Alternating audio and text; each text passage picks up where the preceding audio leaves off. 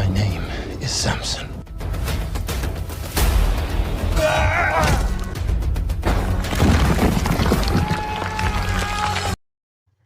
سیمسون ایک اسرائیلی جسے خدا نے ایک بڑے مقصد کے لیے چنا تھا، ایک ایسا انسان جو اکیلا ہزاروں لوگوں کو قتل کرنے کی صلاحیت کا مالک تھا۔ اس کے پاس اتنی طاقت کہاں سے آئی؟ اس کی طاقت کا آخر راز کیا تھا؟ مگر ایک لڑکی کی محبت نے اسے کیسے تباہ کر ڈالا؟ آج ہم بنی اسرائیل کے سب سے طاقتور انسان یعنی سیمسون کے بارے میں جانیں گے۔ حضرت موسیٰ علیہ السلام کے پردہ فرمانے کے بعد قوم بنی اسرائیل میں بدفعلی، رازنی، حرام خوری اور جوا رفتہ رفتہ پھر سے تیز ہونے لگے۔ لہٰذا بطور سزا قوم عمالقہ کو اللہ تعالیٰ نے بنی اسرائیل پر مسلط کر دیا۔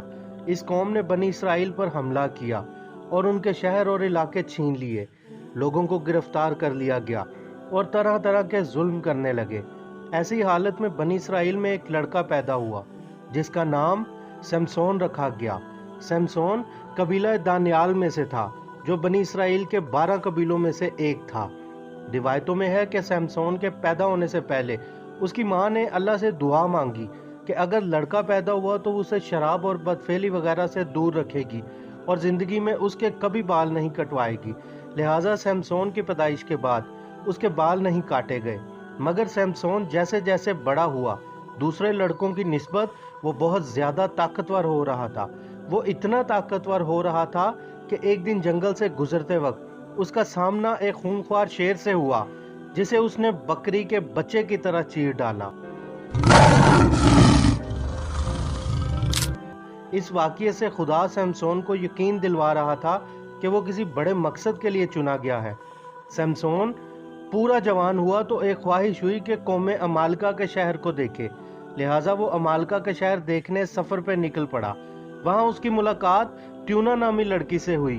یہ دونوں محبت کر بیٹھے اور قوموں کا آپس میں جھگڑا ہونے کے باوجود ایک ہونے کا فیصلہ کر لیا۔ مگر یہاں کچھ عجیب ہوا۔ سمسون اپنی شادی میں آئے عمالقہ کے لوگوں سے ایک شرط ہار بیٹھا۔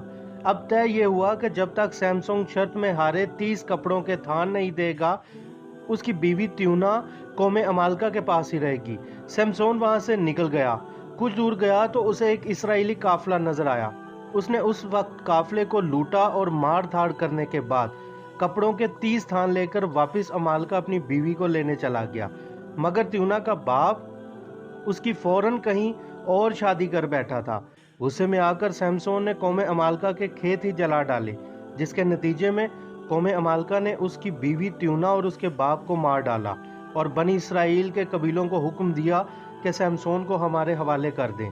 لوگوں نے اپنی جان بچانے کے لیے سمسون کو ان کے حوالے کر دیا، مگر قوم عمالقہ نے جب سمسون کو قابو کرنے کی کوشش کی تو سمسون نے قابو میں آنے کی بجائے صرف ایک گدھے کی ہڈی سے اس فوج کے 1000 کے قریب لوگ مار ڈالے۔ سمسون کے اس کارنامے نے بنی اسرائیل کا سر اٹھا دیا اور یہاں تک کہ بنی اسرائیل نے سمسون کو اپنا سردار بنا لیا۔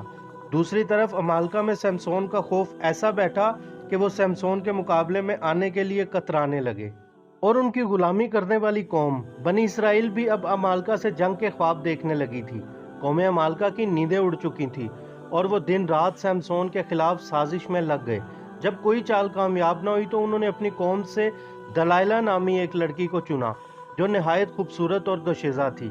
اسے سمسون کی طاقت کے راز جاننے کے لیے ذمہ داری سونپی گئی۔ بدلے میں اسے 1100 چاندی کے سکے دینے کا اس کی قوم کے سرداروں نے وعدہ کیا۔ وہ لڑکی سمسون تک پہنچنے میں کامیاب ہو گئی۔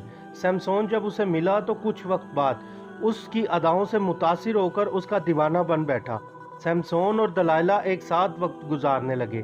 ایک دن موقع پا کر دلائلہ نے سمسون سے اس کی طاقت کا راز پوچھا، جسے سمسون نے ٹال دیا، مگر دلائلہ اصرار کرنے لگی اور سمسون سے کہا اگر راز نہ بتایا تو وہ اس سے الگ ہو جائے گی۔ عشق کے ہاتھوں مجبور سمسون نے بتا دیا کہ جب سے وہ پیدا ہوا ہے اس کے بالوں کو نہیں کاٹا گیا اور اس کی طاقت کا راز بھی اس کے بالوں میں ہے۔ ایک رات سمسون دلائلہ کی گود میں سر رکھے سو رہا تھا کہ دلائلہ نے موقع پا کر اس کے بالوں کو کاٹ دیا۔ اس رات دلائلہ نے عمالقہ کے سپاہیوں سے حملہ بھی کروا دیا۔ اس بار سمسون اپنا بچاؤ نہ کر سکا۔ سرداروں نے گرفتاری کے بعد سمسون سے ذلت آمیز سلوک کیا۔ زنجیروں میں جکڑ کر سمسون کی آنکھیں نکال دی گئیں اور ایک اندھیری کوٹری میں ڈال دیا گیا۔ اس کام سے دلائلہ کو بہت سا مال و دولت دیا گیا۔ سمسون پر فتح پانے کے بعد قوم عمالقہ نے بڑی تقریب منعقد کی۔ ان کا عقیدہ تھا کہ ان کے دیوتا دجون نے انہیں فتح دلوائی تھی اور وہ اس مندر میں جیت کا جشن منانے جمع ہوئے۔ پورے قبیلے کے لوگ وہاں موجود تھے۔ بادشاہ کے حکم پر سمسون کو زنجیروں میں جکڑ کر پیش کیا گیا۔ وہاں موجود لوگوں نے سمسون کے ساتھ بڑا ہی برا اور ناروا سلوک کیا۔ ایک طرف قوم عمالقہ جشن میں مگن تھی، دوسری طرف سمسون اللہ سے توبہ کر کے معافی مانگ رہا تھا۔ اللہ نے اس کی توبہ قبول فرمائی اور اچانک اس کی طاقت واپس لوٹ آئی۔ اس نے زنجیریں توڑ ڈالیں، لوگ ادھر ادھر بھاگنے لگے۔ تھوڑی دیر میں دجوج کا مندر زمین بوس ہو چکا تھا۔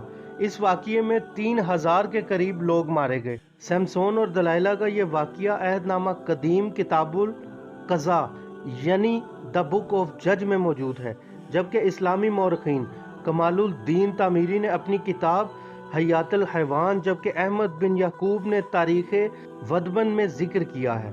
اللہ تعالی ہم سب کو ایمان پر موت دے۔